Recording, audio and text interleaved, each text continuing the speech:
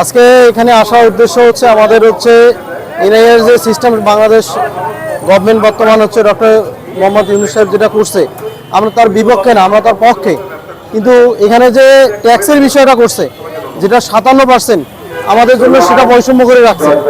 যেমন যারা বাংলাদেশে যারা বর্তমান যারা মোবাইল ব্যবসা করতেছে তাদের জন্য 17%, আমাদের জন্য কেন থাকতে যাবে?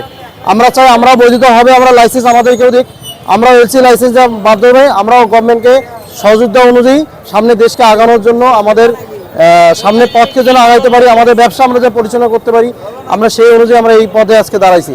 আসলে আমাদের যে যতটুকু ব্যবসা যতটুকু পুঁজি, আমাদের ব্যবসা কিন্তু এইখানেই, আমাদের বাইরে কিন্তু আমাদের কোনো অপশন নেই। কিন্তু আমাদের কিন্তু সর্বশেষ পুঁজি দিয়ে আমরা এই ব্যবসাতে নামিয়ে নিচ্ছি। আমাদের এই ব্যবসা যদি এভাবে যদি চলতে থাকে আমরা এই ব্যবসার সামনে আগাতে পারবো না। আমরা চাই আমাদের পুরো গভর্নমেন্ট একাকিত্ব হবে, ব্যবসা না করে সিদ্ধান্ত না নিয়ে আমাদের ব্যবসায়ীদের সাথে করে নিয়ে তারা যেন সব সিদ্ধান্তগুলো মাথায় নিয়ে সামনে কাজ করে।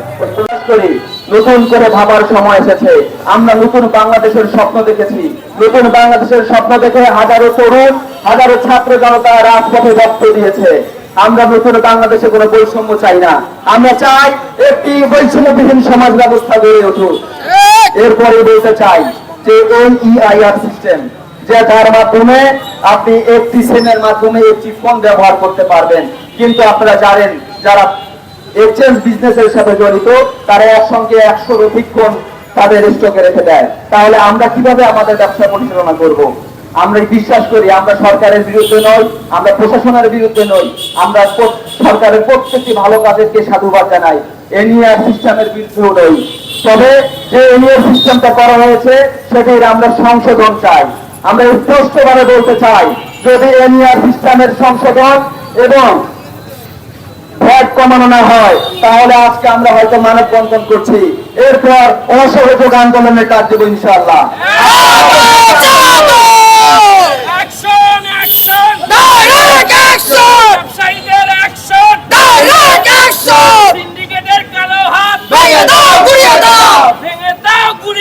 আমরা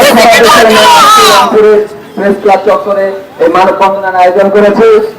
আজকে সারা দেশে দেশব্যাপী এই আন্দোলন হচ্ছে। যদি সরকারের পক্ষ থেকে কোনো গ্রিন সিগন্যাল না পাওয়া যায় তাহলে আমরা এর পরবর্তীতে আরো অসহযোগ আন্দোলনের ডাক দিব ইনশাআল্লাহ।